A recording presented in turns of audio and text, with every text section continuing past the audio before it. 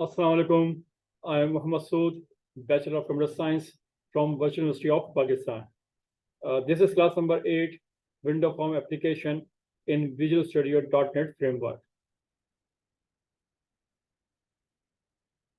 Today we will discuss some new tools, properties, and events with C# language. Date and time with timer control को discuss करेंगे. Number 2 है their event programming. Number 3 है progress bar tools.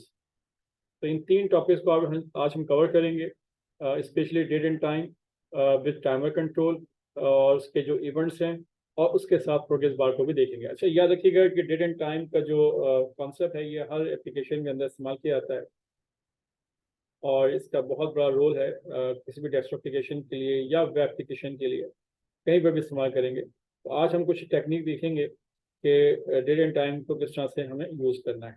ठीक है, तो जनाब start करते हैं हम.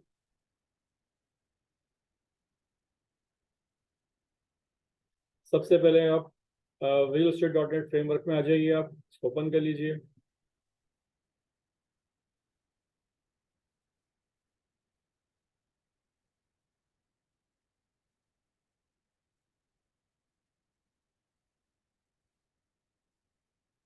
और फाइल पे जाइए, न्यू कीजिए, प्रोजेक्ट नेम आज हम डिसाइड कर लेते हैं डेट एंड टाइम. ठीक है, और विजुअल C# लैंग्वेज और विंडो फॉर्म एप्लीकेशन. ठीक है, ओके कीजिए.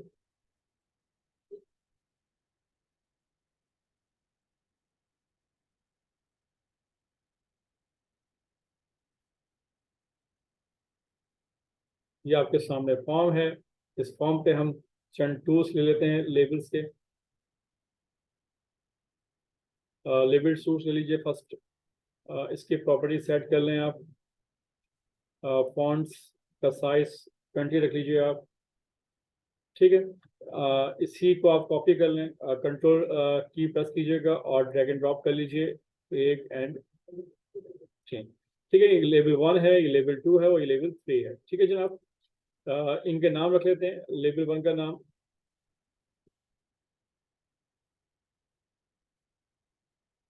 इसका नाम रख देते हैं LBL, current date and time. ठीक है, LBL करंट डेट टाइम. दूसरे का भी नाम रख लेते हैं, दूसरे टेबल इसका लेबल का LBL डेट. और तीसरे लेबल का भी नाम रख लेते हैं LBL टाइम. तो ये 3 हमारे पास क्या है, लेबल हैं, कंट्रोल हैं. इनके नाम रख लिया हमने. अब हमने करना क्या है, इसमें डेट और टाइम शो करें. फर्स्ट के जो लेवल 1 है इसमें हमने यूज़ करना है करंट टाइम और करंट डेट. जो भी सिस्टम की डेट है या टाइम है वो यहाँ पे डिस्प्ले करना चाहते हैं तो किस तरह से करेंगे. अच्छा, इसको नॉर्मली हम उस वक्त करेंगे जब जैसे फॉर्म लोड होगा, फॉर्म एक्टिवेट होगा, उस वक्त हमें क्या करना है कि यहाँ पे करंट डेट और टाइम आपको डिस्प्ले कर दें. तो सिंपल आप डबल क्लिक कीजिए. जैसे डबल क्लिक करेंगे आपके पास ये फॉर्म आ गया. इस फॉर्म के अंदर जो आपका इवेंट है, फॉर्म 1 लोड इवेंट है, इसके अंदर प्रोग्रामिंग करते हैं हम. सिंपल जो कंट्रोल था लेवल का LBL current date and time, इसके टेक्स्ट प्रॉपर्टी के अंदर हम स्टोर कर लेते हैं डेट एंड टाइम. जो क्लास हमारे पास है उसकी हम लेते हैं date time dot now. Now उसका क्या है, एक मेथड है जो करंट डेट और टाइम को वो डिस्प्ले करता है. और इसके चूंकि ये डेट एंड टाइम की इसका जो फॉर्मेट होता है वो डेट एंड टाइम का होता है, तो हमें करना क्या है, टेक्स्ट में कन्वर्ट करना है. क्योंकि लेबल का जो प्रॉपर्टी टेक्स्ट है उसकी जो टाइप है वो स्ट्रिंग होती है. तो डेट एंड टाइम को कन्वर्ट करना है इनटू द स्ट्रिंग. तो इसके लिए आप टू स्ट्रिंग का जो मेथड है वो कॉल करेंगे और इस तरह से हम कन्वर्जन हो जाएगी डेट एंड टाइम की स्ट्रिंग के अंदर. ठीक है, तो इस तरह से सिंपल हमने लिखा label current date time dot text date time dot now dot to string. तो हमने लिख दिया सिंपल, ये इंस्ट्रक्शन लिख दी गई है. अब जैसे इसको रन करेंगे तो आप देखेंगे कि फॉर्म के ऊपर सबसे पहले कंट्रोल के अंदर आज की डेट और आज का टाइम लिखा हुआ आएगा, देख लीजिए। अच्छा, डेट के अंदर जो है पहले मंथ है, फिर उसके बाद डे है, उसके बाद फिर ईयर है। इसी तरह से आवर्स हैं, मिनट्स हैं और सेकंड है, इस तरह से डिस्प्ले कर रहे हैं। तो पहले लेवल के अंदर आपने ये डेट एंड टाइम को डिस्प्ले कर लिया। अच्छा, नोट कीजिएगा यहाँ पर टाइम जो है वो प्रॉपरली चल नहीं रहा है, 26 पे आके वो उसने आपको शो कर दिया। याद रखिएगा टाइमर जो है वो सिस्टम के अंदर चलता रहता है, लेकिन चूंकि जब प्रोग्राम एग्जीक्यूट हुआ, जो कमांड एग्जीक्यूट हुई, उस वक्त जो टाइम था उसने वो डिस्प्ले कर दिया, वो चेंज अब नहीं हो रहा। अब वो कब चेंज होगा? जब हम प्रोग्राम को दोबारा रन करेंगे। तो देखिएगा 26 आपके सेकंड थे, अब क्या हो चुके हैं, फिर 01 हो चुका है और यहाँ 59 हो चुका है, ठीक है। इसी तरह से अगर मैं 1 मिनट के बाद दोबारा से प्रोग्राम चलाऊंगा तो फिर यहाँ पे जो टाइम होगा वो चेंज आपको यहाँ पे नजर आएगा। लेकिन आप चाहते क्या है कि जनाब ये टाइम चलना चाहिए। खैर, इसको हम अभी बाद में देखते हैं, पहले हम करते हैं कि यहाँ पे सिर्फ मुझे टाइम चाहिए, यहाँ पे सिर्फ डेट चाहिए और यहाँ पे मुझे सिर्फ टाइम चाहिए। तो इसके लिए क्या करेंगे आप?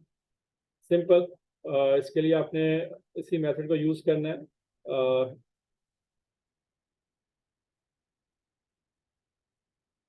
यहाँ पर सिंपल लिख दीजिए लेबल। जो सेकंड कंट्रोल था वो था डेट का, LBL डेट डॉट टेक्स्ट, और इसके अंदर आप लिख दीजिए date and time dot now. अच्छा, नाउ के साथ जब टू स्ट्रिंग करेंगे आप, जो कन्वर्जन करेंगे स्ट्रिंग के अंदर फ्रॉम डेट टू स्ट्रिंग, तो यहाँ पर आपके पास इस मेथड के अंदर ये जो मेथड है, बेसिकली ये ओवरलोडेड मेथड है, इसके अंदर कई यानी के काम कर सकते हैं। इसमें एक काम ये भी कर सकते हैं कि आपने फॉर्मेट दे दिया डेट का कि जनाब पहले डे, उसके बाद मंथ और उसके बाद ईयर्स डिस्प्ले करें, ठीक है। तो ये आपने इसके लिए डिसाइड कर लिया। इसी तरह से इसको आप रन करके देख लीजिए फिलहाल, ताकि चेक कर लें कि हुआ क्या। तो आप नोट कीजिए कि आपके पास डेट आपके आगे देखें, एयर में कुछ प्रॉब्लम है, एयर सही नहीं आ रही, तो इसको चेंज कर लेते, देखें क्या मसला हुआ है। अच्छा, एयर में याद रखिएगा आपने जो वाई लिखा है वो वाई वाई मतलब कि स्मॉल में लिखिएगा। जो कैपिटल वाई की मीनिंग कुछ और है और स्मॉल वाई की मीनिंग कुछ और है, तो यहाँ पे स्मॉल वाई 4 टाइम कर लीजिए आप, ठीक है। अब रन कीजिए दोबारा से। तो जनाब आपके पास इस तरह से ये यानी कि डेट आपको डिस्प्ले हो गई है। इसी तरह से आप चाहते हैं टाइम भी डिस्प्ले कर दें, तो आप टाइम भी डिस्प्ले कर सकते हैं। आप LBL टाइम डॉट टेक्स्ट की प्रॉपर्टी है, इसमें आप करिए date and time dot now और डॉट टू स्ट्रिंग। अच्छा, इसके अंदर क्या करेंगे आप? इसका जो मेथड के अंदर आप दे देंगे आवर्स के हिसाब से hours and minutes and seconds, यहाँ पर आप दे सकते हैं। सेमीकोलन कीजिए, प्रोग्राम चला के देखें, तो अब आपके पास जो है वो डेट एंड टाइम और साथ में शो हो रहा है, ठीक है। तो इस तरह से अगर आपकी जो भी रिक्वायरमेंट है फॉर्म के ऊपर, वो डेट है या टाइम है या सिर्फ डेट है डिस्प्ले करनी है, तो इस तरह से डिस्प्ले कर सकते हैं। और याद रखिएगा इसके और भी बहुत से यानी कि फॉर्मेटिंग सेटअप हैं कि आप उसमें जो है डेट की जो फॉर्मेट है वो चेंज कर सकते हैं। तो वो आप फॉर्मेट आप जैसे देंगे उस हिसाब से आपको डेट मिल सकती है यहाँ पर, ठीक है जनाब। तो ये तो डेट एंड टाइम का कॉन्सेप्ट था जो मैंने आपको समझा दिया।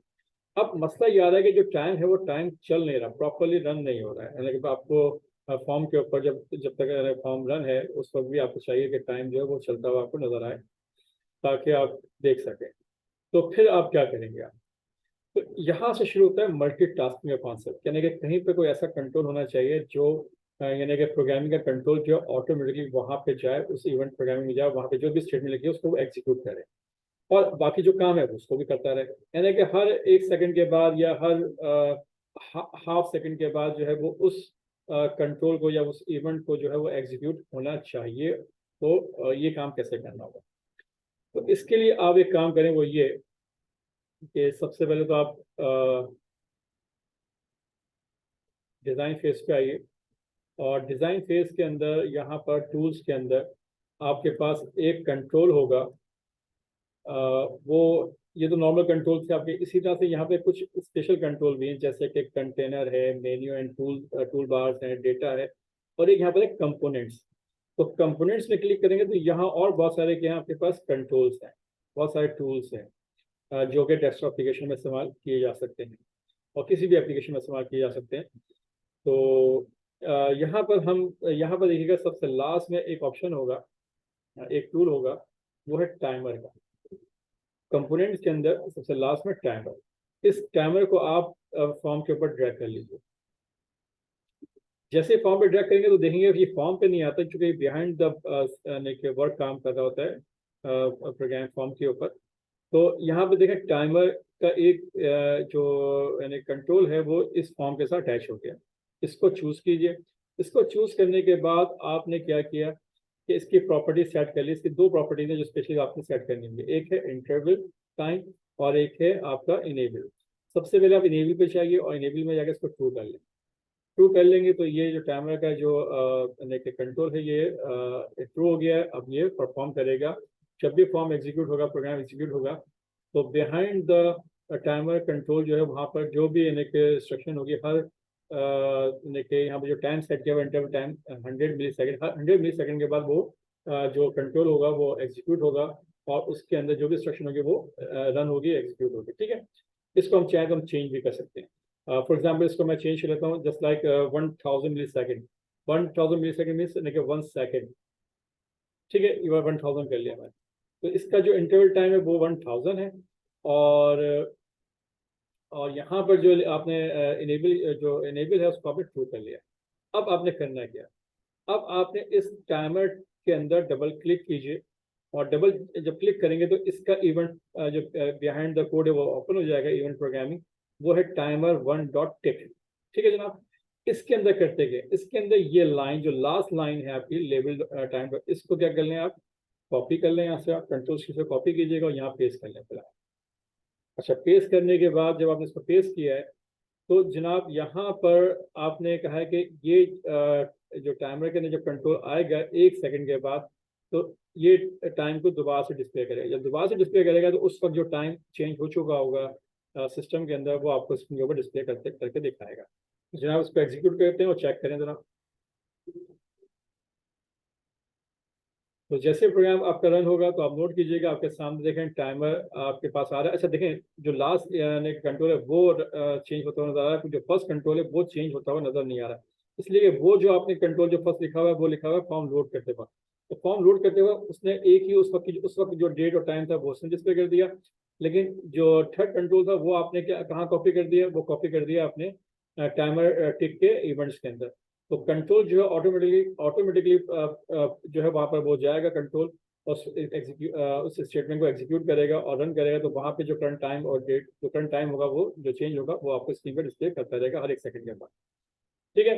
अच्छा, अगर मैं चाहता हूँ कि हर 1 सेकंड के बाद नहीं बल्कि 2 सेकंड के बाद ये टाइमर का जो यानी कि टाइम है वो चेंज होना चाहिए, तो फिर आप क्या चेंज करेंगे, आप सिंपल आप एक काम कीजिए, जो आपके पास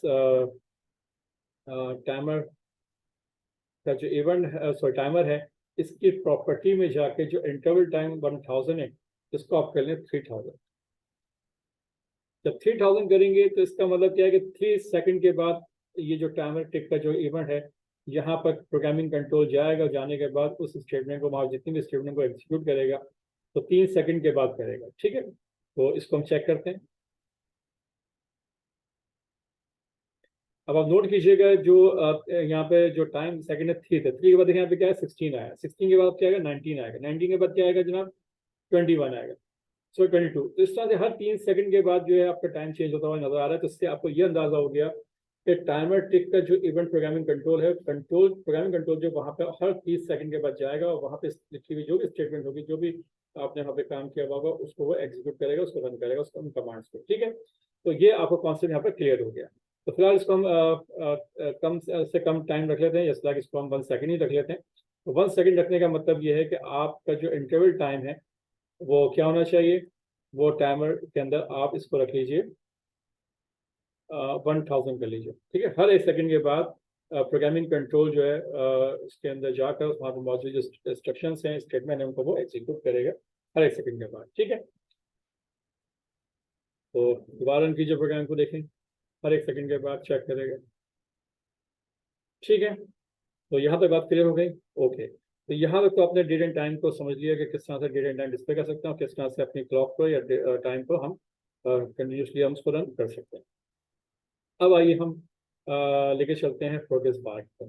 सेकंड टूल, सेकंड टूल आपके पास है यहाँ पर, आप देखिएगा जो कॉमन आपके पास टूल्स हैं उसी में देखिएगा आपके पास यहाँ पे लिखा हुआ होगा प्रोग्रेस बार। इस प्रोग्रेस बार को यहाँ पे आप क्लिक कर लीजिए आप, ठीक है। अब इस प्रोग्रेस बार के कुछ प्रॉपर्टीज हैं, उसको भी हम देख लेते हैं। एक प्रॉपर्टी है हमारे पास, इसके अंदर लिखा हुआ है मैक्सिमम नंबर क्या होगा। आपने कहा कि मैक्सिमम नंबर्स को हम देते हैं फिलहाल 5 दे देते हैं, 5, ओके। और मिनिमम नंबर क्या होगा 0, यानी 0 से लेकर 5 तक के नंबर्स में जो है चलेंगे। प्रोग्रेस बार का मतलब क्या है कि एक प्रोग्रेस बार है कि जो लेफ्ट हैंड साइड से एक ग्रीन कलर का जो कलर सिंबल होगा वो आपको महसूस होगा कि प्रोग्रेस बार चलता हुआ आपको नजर आएगा। और 5 यानी कि 5 टाइम तक यहाँ पर यानी कि 5 नंबर तक ही चलेगा, ठीक है। तो ये हम यहाँ पे लिख दिया हमने। अब करने के बाद इसको हम करें कैसे, किस तरह से चलाएं। फॉर एग्जाम्पल मैं इसको करता ही हूँ कि एक बटन ले लेते हैं। फॉर एग्जाम्पल उसको समझने के लिए टूल बार में जाइए, एक बटन ले लीजिए आप, और इस बटन को आप यहाँ पर रख लीजिए ऑप्शन पर, और इसका नाम रख दीजिए आप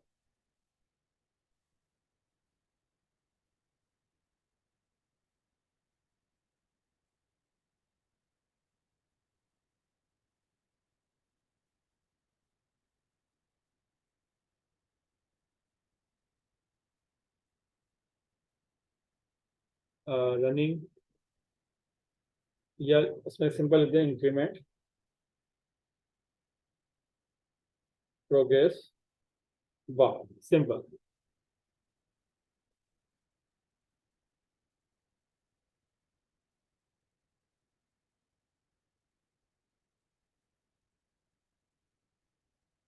ठीक है, इंक्रीमेंट प्रोग्रेस बार।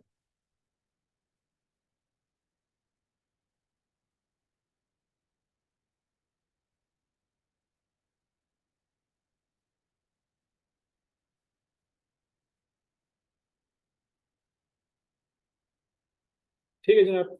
अब जैसे में और इसका नाम भी रख लीजिए आप बाकायदा, इसका नाम रख लेते हैं हम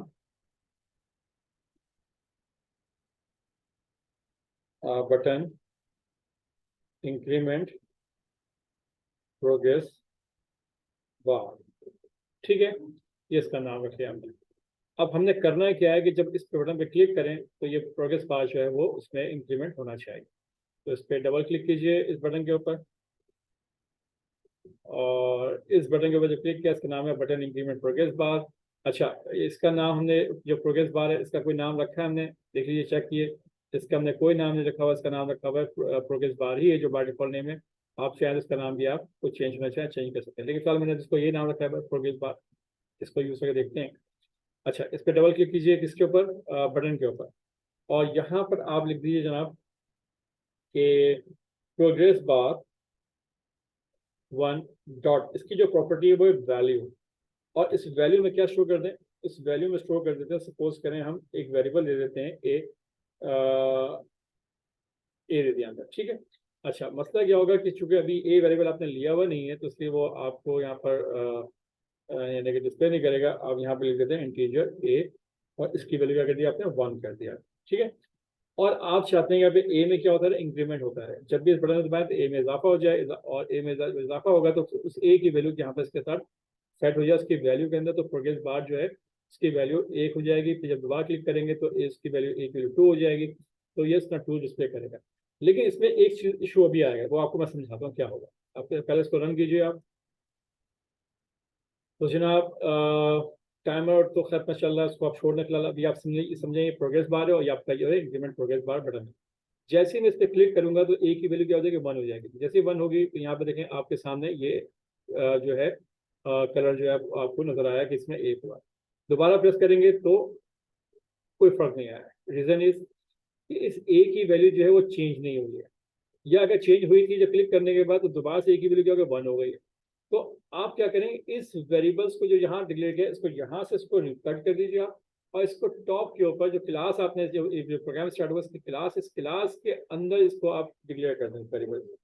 इसका फायदा क्या होगा? इसका फायदा ये होगा कि ये जो वेरिएबल हो गया क्लास के अंदर, एक तरह से हो गया, एक तरह से इन तमाम फंक्शन के लिए ये ग्लोबल वेरिएबल बन गया, तमाम फंक्शन के लिए। तो अभी इसको यूँ समझ लीजिए, हालांकि ये क्लास का डेटा मेमोरी वेरिएबल है, लेकिन इसको समझिए कि ये जो वेरिएबल है ये तमाम यानी कि इवेंट के अंदर इसको हम इस्तेमाल कर सकते हैं। अभी आप इसको यूँ समझ लीजिए, और ये एक तरह से क्लास समझिए कि ये ग्लोबल वेरिएबल है, ठीक है।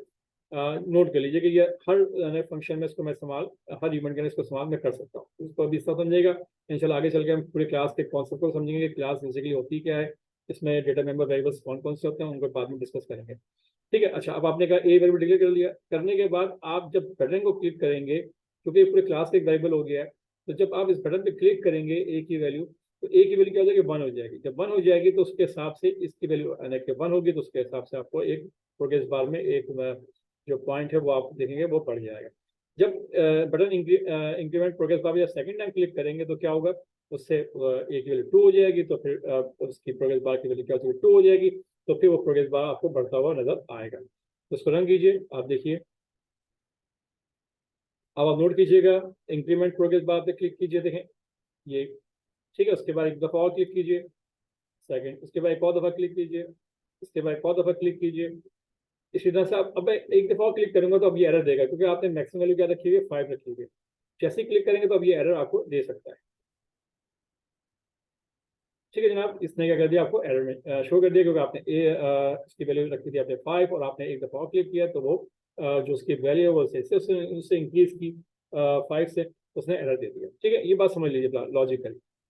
अच्छा, अब करना क्या है? क्या इस प्रोग्रेस बार को हमने इस तरह से परफॉर्म करना है?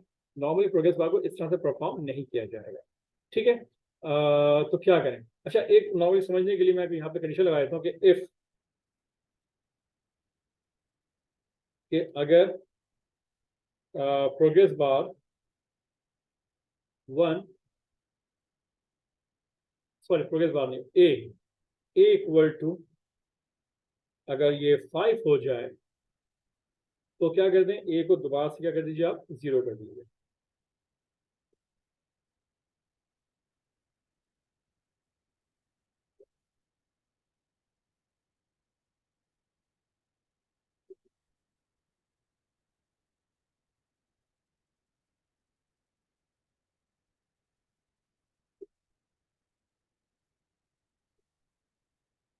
ठीक है।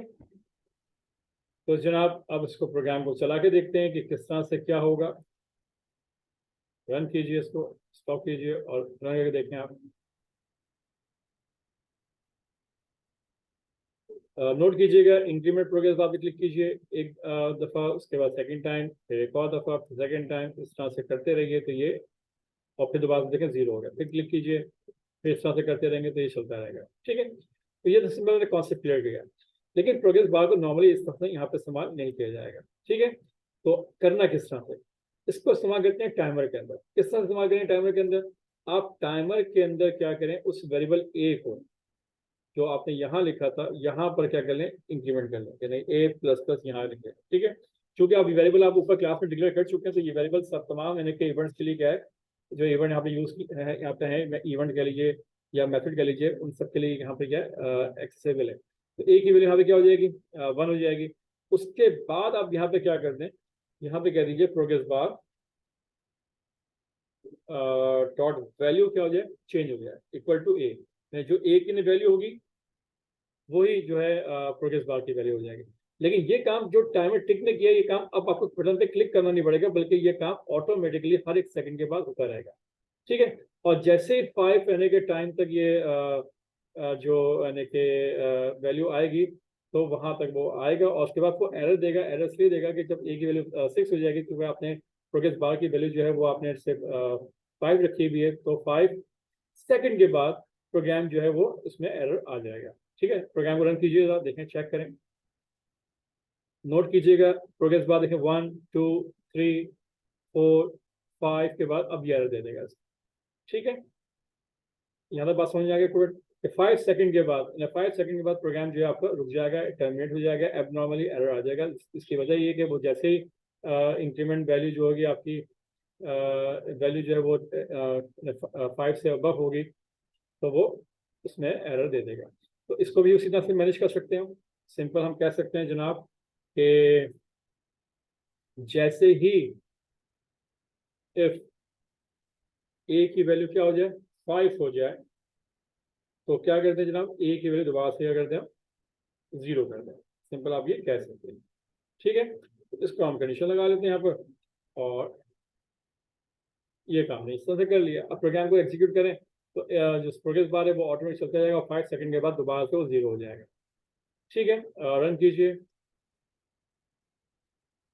देखें जनाब प्रोग्रेस बार चल रहा है, उसके बाद खत्म, फिर दोबारा से स्टार्ट करेगा। इस तरह से ये चलता रहेगा, हर 1 सेकंड के बाद ये सारा काम होगा।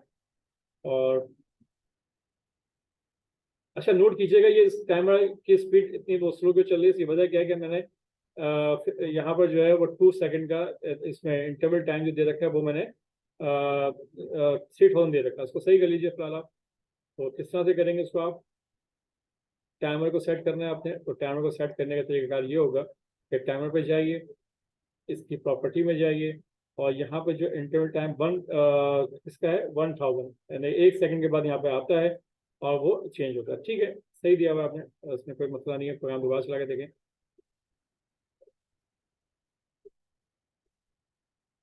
एंड 5, ठीक है। अच्छा, यहाँ पे तो बात क्लियर हो गई। अब इसको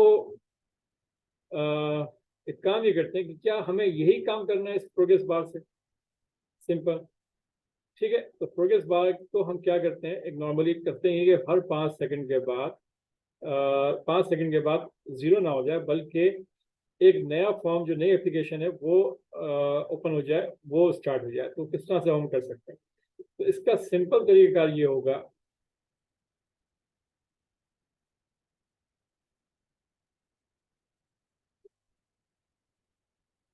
उसका तरीका ये रख लीजिए आप कि एक सोल्यूशन एक्सप्लोर पे जाइए, जहाँ पे डेट एंड टाइम आपके पास यानी कि जो क्लास है इसमें एक नई क्लास ऐड कर लीजिए आप। ऐड कीजिए आप new class, sorry new form.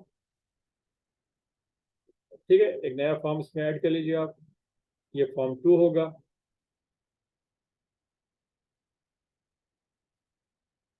इसको ऐड कर लें। अच्छा, उसके बाद इसका कोई भी यहाँ पे नाम एक कंट्रोल ले लीजिए ताकि याद रहे कि ये सेकंड फॉर्म है।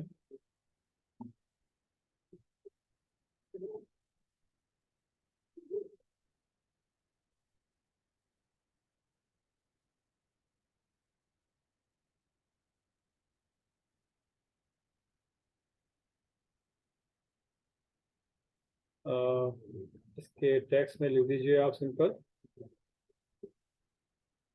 लेवल के टेक्स्ट में लिख दीजिएगा आप सिंपल सेकंड फॉर्म।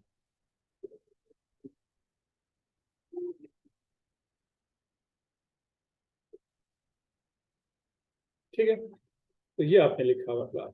अब हमें यहाँ पे आना है, फॉर्म 1 पे जाइए। फॉर्म 1 के कोड के अंदर, किसके अंदर, टाइमर के अंदर। टाइमर में आपने जो कंडीशन लगा रखी थी, आपने आपने कह रखा था जनाब ये ए की वैल्यू 5 जब हो जाएगी तो क्या हो जाएगा, ए 0 हो जाएगा। तो अब आप ए 0 ना करें, अब आप यहाँ पे एक काम करें। नंबर 1, सबसे पहले एक फॉर्म 2 का एक ऑब्जेक्ट क्रिएट कर लीजिए, FRM2 equal to new form 2। ठीक है, ये कंस्ट्रक्टर आपने ले लिया आपने, और फॉर्म 2 का एक ऑब्जेक्ट क्रिएट कर लिया FRM2 के नाम से। अब FRM2 डॉट क्या करते हैं, उसको शो कर दें। ठीक है, अच्छा इस शो करने से पहले एक काम जरूर कर लीजिएगा, ये मैं आपको पहले पिछली क्लास में बता चुका हूँ कि आपने करना क्या है, this dot hide. This dot hide का मतलब क्या, जो करंट फॉर्म है ना, फॉर्म नंबर 1 है, वो क्या कर, उसको हाइड कर दो और फॉर्म 2 को शो कर दे। अच्छा, उसके से पहले, शो से पहले एक काम और भी कीजिए, वो ये कर दीजिए कि जनाब जो आपका टाइमर का जो उसका जो इंटरवल टाइम है, इसको जो डिसेबल है, इनेबल जो है उसको डिसेबल करना है। तो इनेबल की जो प्रॉपर्टी है वो क्या कर लें आप, फॉल्स कर लें, ताकि वो टाइमर जो है दोबारा से ना चले। ठीक है, क्लियर। तो आपने यहाँ पे क्या लॉजिक लगाई कि जनाब फॉर्म 2 का एक ऑब्जेक्ट क्रिएट किया, दिस हाइड यानी कि जो करंट फॉर्म है, फॉर्म नंबर 1, उसको आपने हाइड कर दिया, और वहाँ जो टाइमर का जो कंट्रोल है उसको इनेबल कर, वो फॉल्स कर दिया, यानी उसके इनेबल की जो प्रॉपर्टी है उसको डिसेबल कर दी, फॉल्स कर दी। उसके बाद फॉर्म 2 अगर तो शो कर दीजिए। ठीक है जनाब, तो ये आपने काम किया है। और चाहें तो यहाँ पर हम फॉर्म को दोबारा से जो ए की वैल्यू उसको 0 भी कर सकते हैं, खैर उसकी जरूरत नहीं है। पर असल में ये काम उस वक्त किया जाता है, अक्सर देखो बहुत सी एप्लीकेशन जब आप ओपन करते हैं, रन करते हैं, तो एक स्प्लैश विंडो आपके सामने आती है। और उस स्प्लैश विंडो के अंदर क्या होता है जनाब, कुछ वो लोड कर रहा होता है, कुछ आपको उस एप्लीकेशन की डिस्क्रिप्शन पे लिखी हुई आ रही है, उसका नाम लिखा हुआ होता है। तो वो यूजर जो भी उसको यूज कर रहा था वो कुछ दिया था उसको वो पढ़ लेता है, रीड कर लेता है, और कुछ सेकंड के बाद वो स्प्लैश विंडो खत्म हो जाती है और आपकी जो प्रॉपर एप्लीकेशन है वो रन होकर सामने आ जाती है। तो उस कॉन्सेप्ट को मैंने यहाँ पे क्लियर किया कि किस तरह से हम फॉर्म 1 को जो है थोड़ा कुछ देर के लिए हम सामने रखेंगे, उसके बाद उसको हाइड कर जो आपकी करंट एप्लीकेशन है वो रन हो जाएगी, नहीं फॉर्म 2 जो है सामने आ जाएगा। तो जनाब उसको रन करते हैं और देखते हैं कि क्या होता है। जनाब ये रन किया आपने, नोट कीजिए ये प्रोग्रेस बार चलना शुरू हुआ, और जैसे ही ये कंप्लीट होगा तो फॉर्म 2 आपके सामने देखें आ गया। ठीक है, इस तरह से क्लियर। तो ये एक छोटी सी एप्लीकेशन इस तरह से आपने बनाई है, इसको आपने देखा है कि किस तरह से इसको इस्तेमाल करेंगे। इसमें प्रोग्रेस बार को भी देख लिया आपने, और इसके अंदर कैमरे को भी आपने यूज़ करके देख लिया है।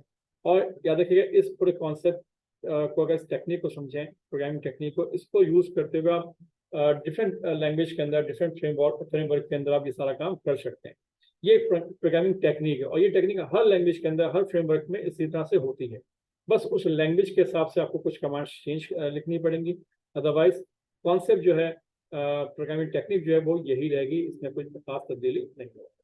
ठीक है, तो जनाब इसको हमने आज देखा कि किस तरह से डेट एंड टाइम को हम डिस्प्ले करेंगे, करंट डेट और टाइम किसी भी एप्लीकेशन में बहुत ज़रूरत पड़ती है। उसके अलावा हमने उस टाइम को उस टाइम को किस तरह से कंटिन्यूसली रन करना है, चलाना है, उसके लिए हमने मल्टीटास्किंग का कॉन्सेप्ट देखा, टाइमर का कंट्रोल को देखा कि किस तरह यूज़ करेंगे। और उसके बाद जनाब हमने प्रोग्रेस बार को भी देखा, और प्रोग्रेस बार को टाइमर के साथ किस तरह से इंटरेक्ट किया, और इंटरेक्ट करने के बाद किस तरह से हमने एक फॉर्म से दूसरे फॉर्म के ऊपर किस तरह से हमने जम के किस तरह जा सकते हैं। और इसी टेक्निक को इस्तेमाल करके हम बहुत सारे और डिफरेंट काम कर सकते हैं। तो जनाब आज के लिए हम इस टॉपिक पर यहाँ क्लोज करते हैं। इंशाल्लाह नेक्स्ट क्लास के अंदर हम नेक्स्ट न्यू कॉन्सेप्ट के साथ, न्यू टूल्स के साथ, न्यू इवेंट प्रोग्रामिंग के साथ इंशाल्लाह हाजिर होंगे। तब तक के लिए अल्लाह हाफ़िज़।